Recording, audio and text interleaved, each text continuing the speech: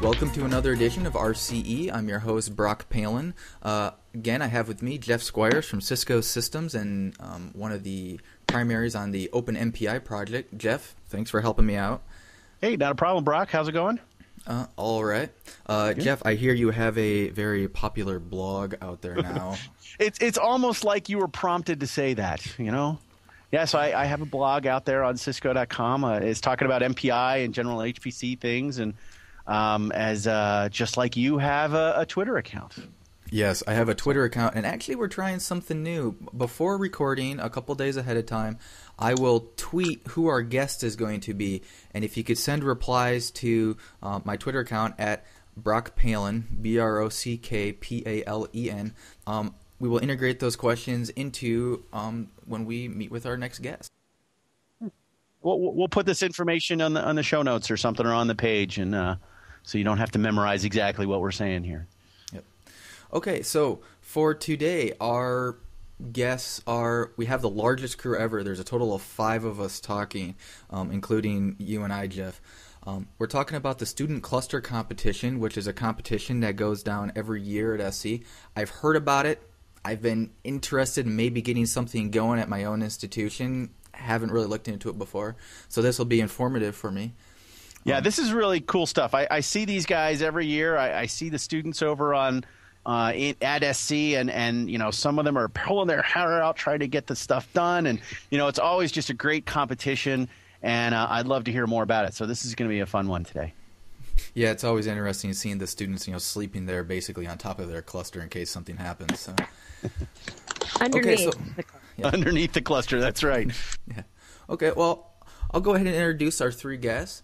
We have Heya Nam at Oak Ridge National Laboratory and Tiki Suarez-Brown at Florida A&M University. This year, they're SC 2010's co-chairs for this year, so that, you know, with the cluster competition, the buck stops with those 2. And then we also have Doug Smith from the University of Colorado, who has actually advised a team before, and he can tell us a little bit about their experience. So, guys, why don't you go ahead and take an opportunity to, you know, say your name, introduce yourself, and say a little bit how you got involved with the cluster competition. Sounds good. Okay, so my name is Heya Nam, and I work as a computational nuclear physicist at Oak Ridge National Lab in the Scientific Computing Group at the National Center for Computational Sciences at the Oak Ridge Leadership Computing Facility. And if I don't get all of that in there, then someone will come after me. I've been working there for a little over a year, and coming from San Diego State University, I got connected into the Cluster Challenge by accident. I'm actually, I'm a physicist, so I'm the ultimate end user of HPC.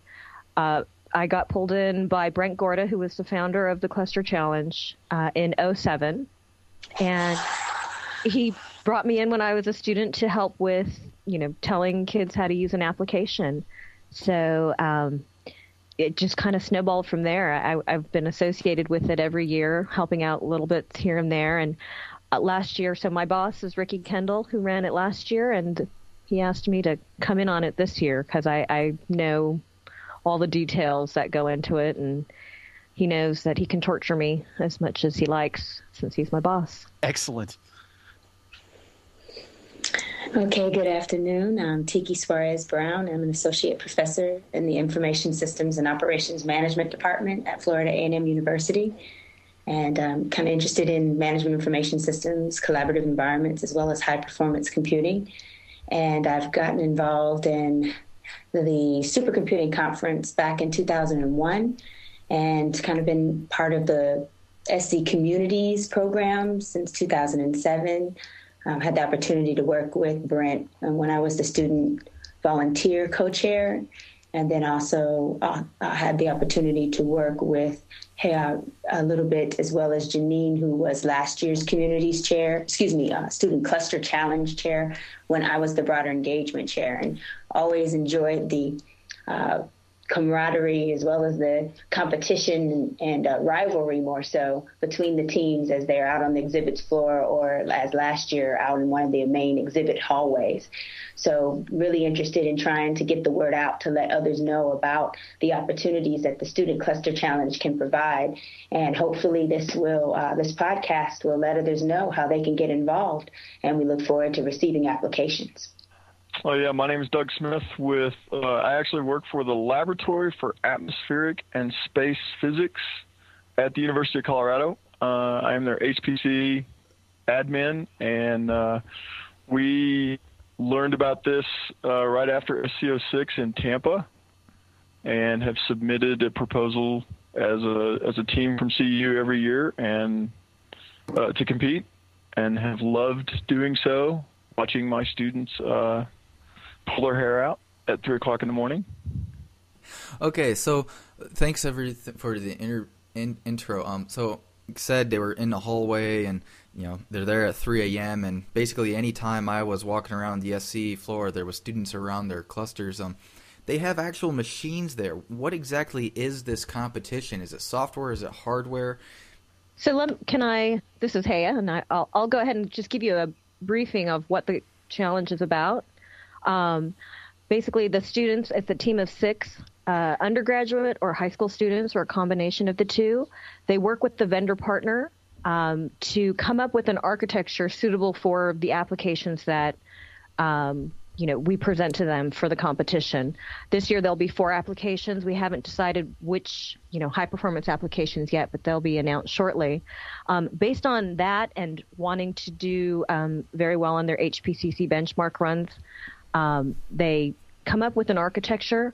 They hopefully will have time to work on it before the actual conference.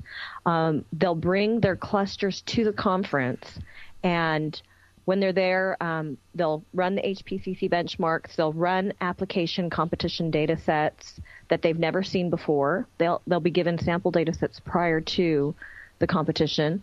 And the team with the highest performance on the benchmarks, along with the highest throughput of application runs, along with impressing interview judges, the team with the highest points is the one that wins. And so basically they're scrambling for the entire duration of the conference between, battling with their clusters and also showing people that they have learned, what they've learned throughout the process.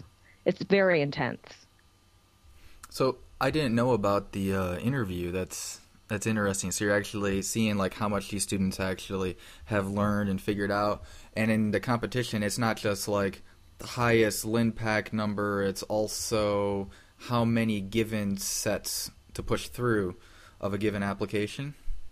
Yes, exactly. So there is, we do recognize at the top 500 announcement, the general top 500 announcement, the team with the highest LINPACK, but that's not necessarily the team that wins the overall cluster competition. Okay. I would point out that there's sort of a developing curse in that the team that has posted the highest LINPACK has never won the competition. I wonder if that's some kind of relativistic statement on the state of HPC in itself. LINPACK's great, but doesn't necessarily reflect real world HPC. Exactly. And that's what we want. We want teams to come in knowing that they have to run a real HPC workload, not just get the highest marks on LINPACK. So do students have the opportunity to kind of choose, say I'm presented as a competition participant with a given application that can run parallel but maybe doesn't scale to my entire machine. Can I choose to run one job at a time across the whole thing, or maybe run 2, but maybe give a little better parallel efficiency on 2 smaller jobs? Exactly. We want the teams to have played enough with the application so that when they come in, they know how many cores they're going to be throwing at a particular application. They have to be able to figure out what's the best way to plan their their workload so that they can get the most through, basically. That's interesting. Everyone's always interested in going absolutely as fast as possible, but this is the time to solution problem. You have X amount of stuff that needs to be done, not get one